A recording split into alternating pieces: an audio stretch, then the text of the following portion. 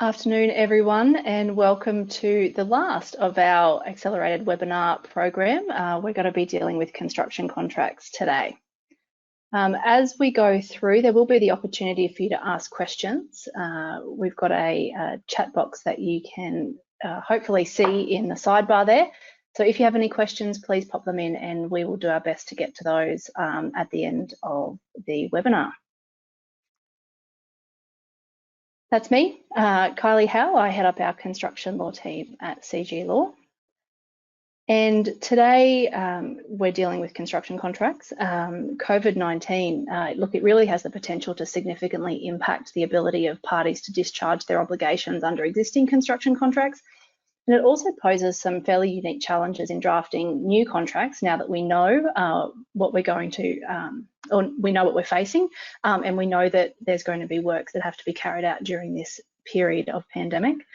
So we're going to give a bit of an overview today of some of the issues that COVID-19 is causing in relation to construction contracts, and give you some tips and things that you can really look at to reduce the risk and your exposure to that risk caused by those issues.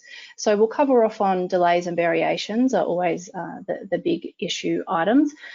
We've also been seeing some queries come through around suspending works, terminating contracts, dealing with work health and safety issues in the context of social distancing and the disruption that can cause to works and the programming of works.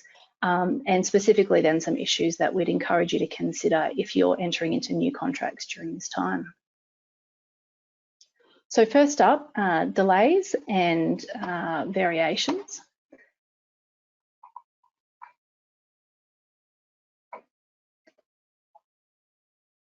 Disruption to supply chain and unavailability of labour is probably going to continue for some time in the current circumstances. It's really important that you read your contracts. Some of you who've attended my presentations before know that's always my number one message is have a written contract and then make sure you read it and you are able to implement the terms and comply with your obligations under that contract. If the works are going to be delayed, or the works that you're carrying out, or if you're an owner, the works that are being carried out for you are going to be delayed due to an inability to source materials or labour, then for contractors it's really important that you follow the contractual process and seek an extension of time. Most contracts will have a time frame within which you need to give a notice of delay or a request for an extension of time. I've seen some contracts where that's as short as 2 business days. Often it's generally more around the 10 business day mark, but it's really important that you're aware of those clauses and comply with them. So I generally encourage contractors and subcontractors to issue those notices as soon as they become aware of a cause of delay, even if you don't know how long that delay is going to last. You can give an estimate of when you think the period of delay will end, and you can advise your client that you will tell them when the delay ends and be able to give an accurate time frame at that point. Even though you might be entitled to an extension of time to your date for completion under your construction contract, it's still important that as a contractor or a subcontractor, you take steps to mitigate that delay. So you've got to take reasonable steps to reduce both the duration and the impact of that delay. It's important that you do things like consider alternative products. You can't necessarily just wait until your preferred supplier or your preferred product becomes available again. You've got contractors and subcontractors, you've got that obligation to build what you've contracted to build. So even if those preferred products aren't available, you need to take steps to continue with the works. You might be able to take a change of program or change the sequence of works is something that you can consider as well. If you are changing products, there's kind of 2 categories that this falls into. So there'll be some products under some contracts where it's really up to the contractor or the subcontractor what product they use. It's not necessarily specified in the contract. And in those circumstances, you can implement those changes yourself, so long as you're going to end up, or the end result of your work is a building that complies with the contracted specifications. Some products or some contracts will actually specify brand name, model numbers, very particular products or materials that need to be used in the works. So if it's the case that those are the types of materials that you're having difficulty sourcing, it's really important that if you are looking to use an alternate product, that you follow the variation process in your contract. So there'll generally be a process whereby a contractor or a subcontractor has to give notice to their client, setting out the reason for the change, any change in price, and any change in time frame resulting from that variation, and a process where that needs to be agreed before you actually carry out that variation or source that alternate product. At this point in time, everyone knows what's going on.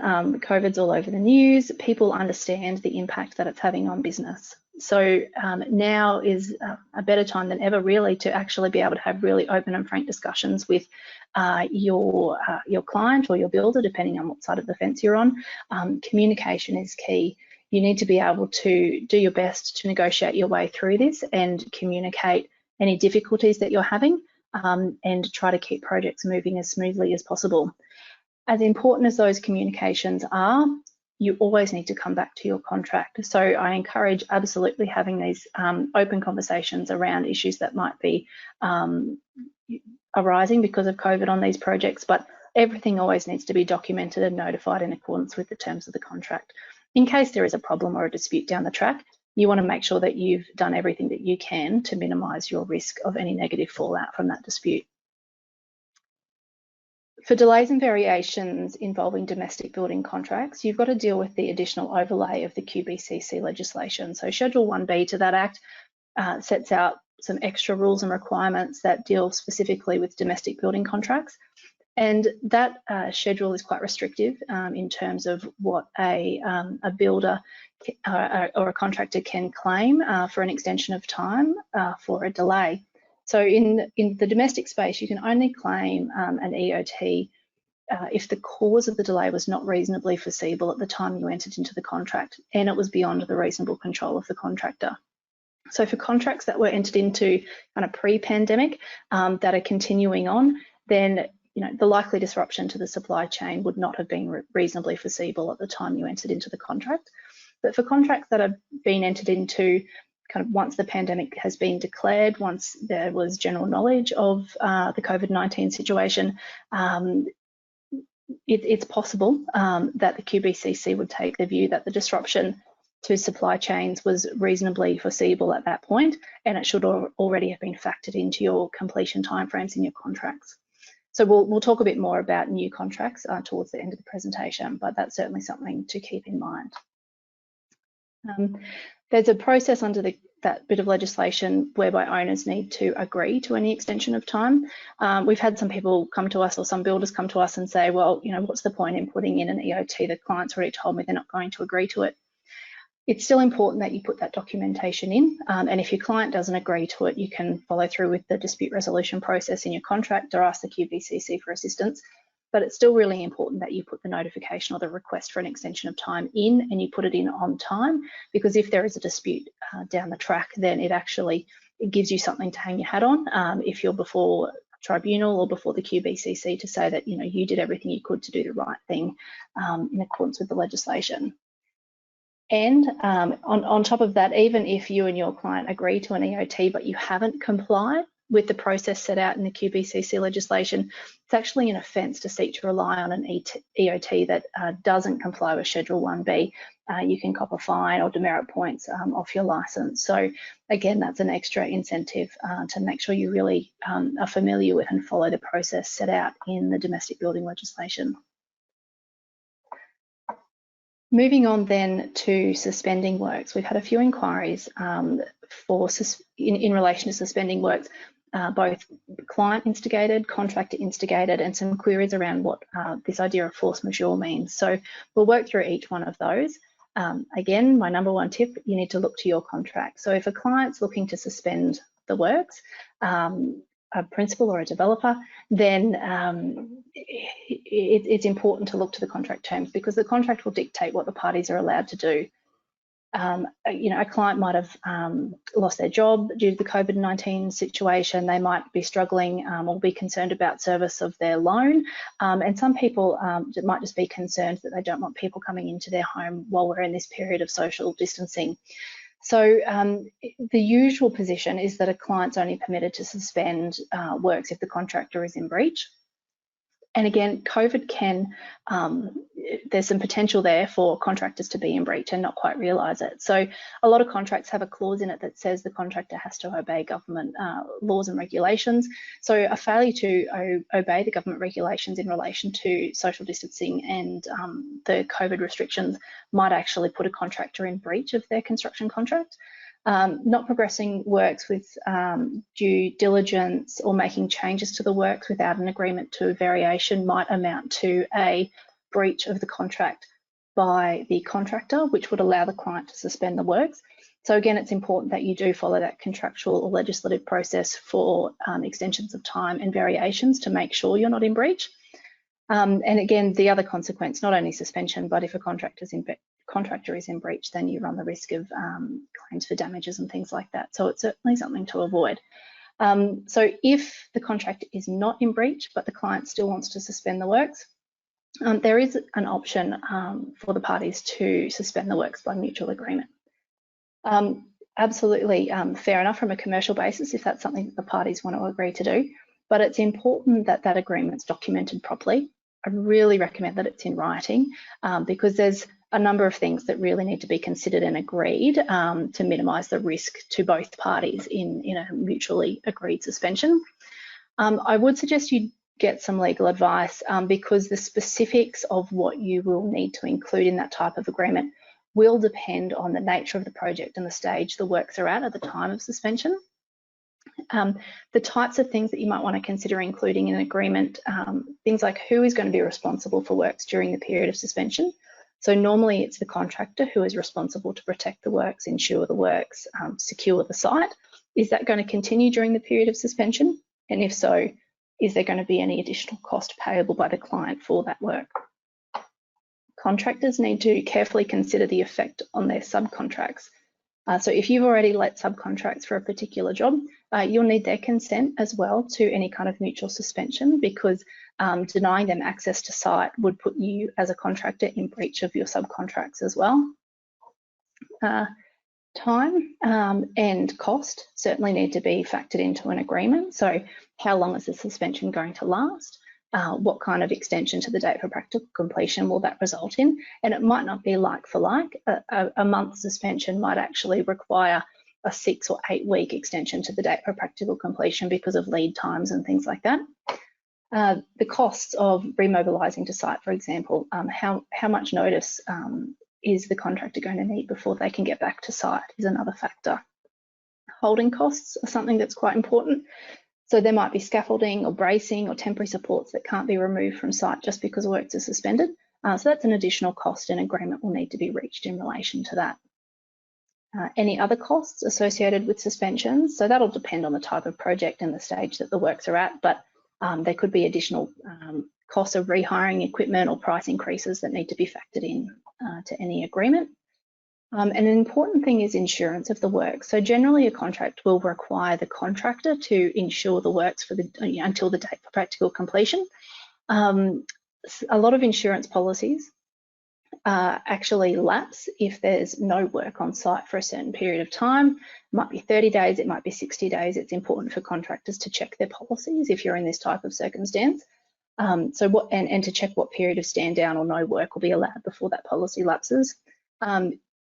Two things, contractors will be in breach of your contract if you don't have insurance and it's not dealt with in an agreement to suspend, and the work itself won't be covered. So if your policy lapses on day 30 of shutdown, but on day 35 there's a storm and the works are damaged, then unfortunately the contractor will be responsible for repairing that and they won't be able to recover the cost of that from their client unless there's some other agreement being reached in an agreement to suspend.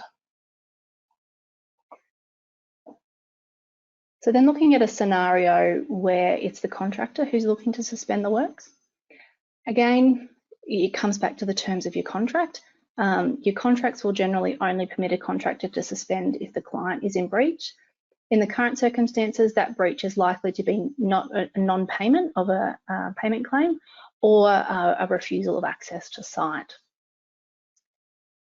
Even if from a legal perspective, if your client's in breach of the contract, technically you're entitled to continue with the works. But from a practical perspective, if your client's telling you that they don't have the funds to complete the project, then I'd really encourage you to stop work, or at least slow down until the situation can be resolved, and don't continue to expend cost in a circumstance where you either are very unlikely to get paid or it's going to take you a very long time to get paid. So renegotiating is fine at that point in time. Suspending works while your client's in breach to allow any negotiations to take place, or to get through a hopefully fairly painless termination and end of the relationship is certainly the way to go, rather than just ploughing on in a circumstance where you already know that you're not going to get paid. A lot of contracts have a requirement for a client to give evidence of their capacity to pay the contract price or the balance of the contract price if you're partway through a project. So I recommend that you make use of that and really follow the contract if you're going to suspend for a client's breach. If you suspend without following the process set out in the contract, it's possible that the client will consider that to be repudiation or evidence that the contractor no longer intends to be bound by the terms of the contract. And that then gives the client the right to terminate and pursue the contractor for damages. So certainly something to ensure that you follow the process to the letter as it's set out in your contract. And there's an additional overlay there for a domestic building contract. You're likely to face a QBCC statutory home warranty insurance claim if a contract ends in those circumstances where you haven't followed the process and the client has been able to terminate due to your repudiation. Suspension of works under a force majeure clause. It's important that people understand that a force majeure is a creature of contract. So it's something that there must be a term in your contract dealing with it. It's not a general rule or anything based on the common law. So again, it's looking to the terms of the contract to see whether or not that clause is there. The general effect of a clause, they basically say that if there's some specified event outside the control of both parties, then there can be, and this varies from contract to contract, some allow for an extension of time, a suspension of works, variations or terminations of the contract, or some combination of all of those things. The process only applies to the specific events listed in the clause. So it is possible that COVID-19 may not be a force majeure event for all contracts. A lot of contracts don't include pandemic as a triggering event for a force majeure clause. So it really is going to come down to how the courts interpret words like act of God, natural disaster, things like that, which we often see in force majeure clauses. So I haven't seen any cases about that yet, but I'm sure there will be some in due course. So it's really important that you, if you're wanting to rely on a force majeure clause, that you carefully consider the wording of it and any risks that might be associated with trying to exercise a right using a force majeure clause in a pandemic situation. Then termination. We've had a lot of queries around this as well. So termination can happen in a range of scenarios, again, depending on your contract. So termination for breach, similar to suspension, you need to read and follow the process set out in your contract. Usually there'll be a requirement to give notice. So you might have to give 10 business days notice to the other party that they have to remedy their breach. You've got to give them that opportunity to remedy the breach. And then if they don't remedy the breach, you can then proceed to give notice to terminate the contract. Again, if you don't follow the process, it's likely to be a repudiation by whichever party doesn't follow that process. And domestic building contracts still run that risk of a QBCC insurance claim. So it's important that you follow your contractual process there and really consider the issue of breach carefully. Force majeure. Those clauses sometimes in some contracts provide an opportunity to terminate if there is a force majeure event. Again, as we discussed for suspension, it's important that you consider whether or not the COVID-19 circumstance and the delay that arises or the issue that arises from that falls within the definition of force majeure and that triggering event in any particular contract. Some contracts also contain a termination for convenience clause, which is a nice get out of jail free card. Often they're only drafted, or generally they're only drafted in favour of one party. So for example, a contractor might have the ability to terminate a contract for their convenience at any time. Usually there's a notice period required. So the party wanting to exercise their rights under that clause would need to give often 30 days notice of their intention to terminate. And there'll be an accounting process that's provided for generally in those clauses. So any works done up to the date of the notice, materials ordered, goods supplied would need to be paid for and an account taken for those. Frustration. Frustration is a common law concept, so it's not usually dealt with in contracts. Occasionally we see a clause that does try to deal with it. There are some other jurisdictions that have legislation around frustration of contracts. Queensland isn't one of them, so we're still left with the common law position. For a contract to be frustrated, it must be impossible to perform the obligations under the contract, or the circumstances of the frustrating event result in a fundamentally different bargain to what the parties intended. This is a really high threshold to meet. It's a very high bar, so it's quite difficult to prove that something is absolutely impossible or so fundamentally different to what was intended that the contract's frustrated.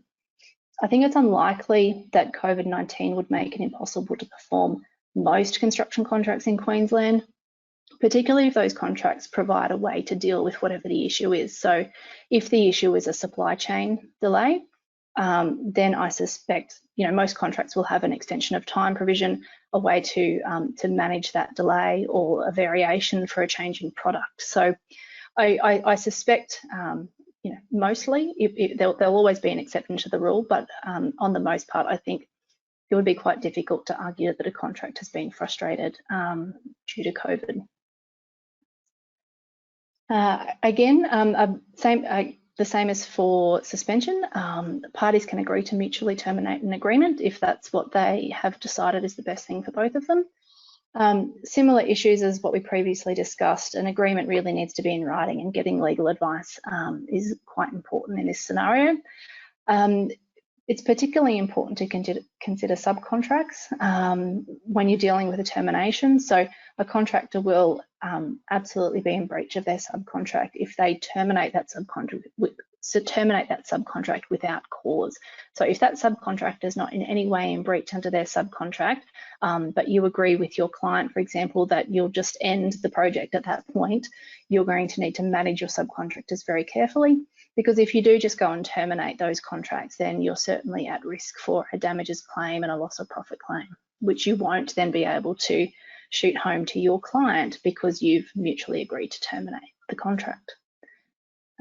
If work hasn't started, the parties will need to give some consideration as to what happens with any deposit, particularly if some goods have already been ordered or deposits paid on materials, things like that. If the works are partway complete, who's going to be liable for any defects in the works that are incomplete, particularly if the client knows that they're not going to be able to complete the works for a significant period of time, and the works will be sitting incomplete for that time. Consideration as to who owns any unfixed plant and materials. For commercial projects, you can come to an agreement that you could charge your client for those items and pass ownership of the items to them. They can then incorporate them into the works when it becomes possible for them to continue with the project.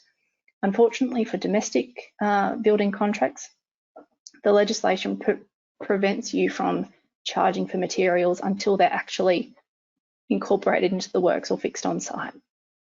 So in those circumstances, it may actually be in your interest to continue the works for a little bit longer to get those items included so that you can be paid for them.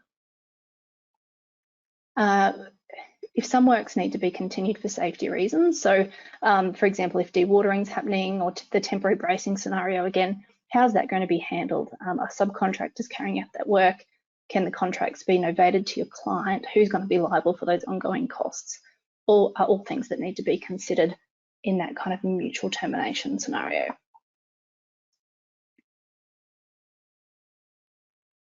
Work health and safety, social distancing, and the impacts that that can have on the programming of works.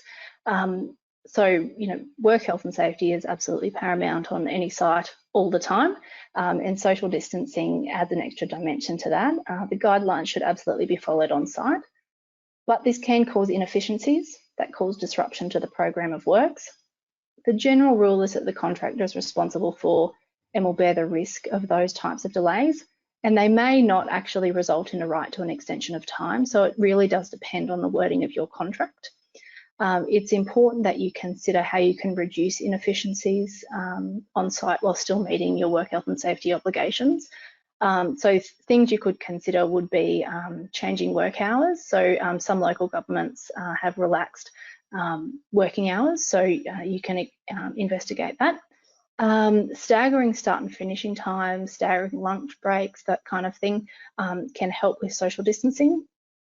If it's possible to change the sequence of works, that's an important thing to consider. And as much as you can, keep work groups small and separate work areas on site if that's possible, if the site's big enough. But again, it's all about communication. You need to communicate with your clients, you need to communicate with your staff and other subcontractors to make sure that work health and safety obligations are met, social distancing guidelines are complied with, and as best you can, you cause as little disruption to the program of works as possible.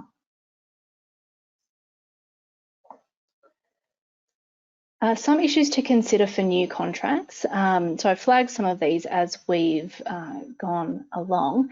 Identifying possible delays. So delays from COVID-19 are no longer unforeseeable. You need to factor these into your contracts, allow additional time for practical completion, consider alternate products and suppliers right from the start if you can, discuss these options with your client straight up. Are they happy to pay a bit more to source local products rather than wait for overseas products to get here? Have those open conversations with them and get them on board as part of that decision-making process because it can certainly reduce problems along the way. Making sure your force majeure clauses are drafted so that they define a triggering event carefully and being really specific about what will happen if a force majeure event does occur. Expanding definitions of qualifying causes of delay in your contract. So making sure you're including delays in being able to source labour or materials necessary to carry out the works. You might be able to negotiate with your client to have some automatic triggers for extensions of the date for practical completion in your contract. So if there's a delivery milestone that's not met for a critical component, then an automatic extension could be triggered. You might also be able to manage price fluctuations by including critical components of prime cost items rather than just in a lump sum component of your quotes. Some clients might be interested in sourcing those critical components themselves so that they can control the cost and the time risk. It's important though that if you go down that track, that appropriate clauses are written into the contract to protect the contractor in the event that the client has difficulty in sourcing those items. You might want to consider including an ability to claim payment for unfixed plant materials if you have to order them earlier than usual to manage any lag times. You can't do that for your domestic building contracts, but you can certainly do that for your commercial projects. And definitely consider seeking some legal advice before you sign a contract to ensure that any COVID-related issues have been properly considered.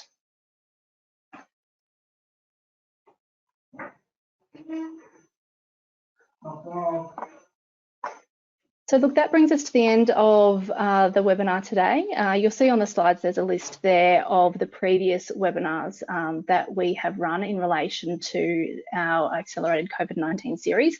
So please, this one will go up with those on YouTube. Please don't hesitate to have a look at those, and we hope that you will find something there that is useful.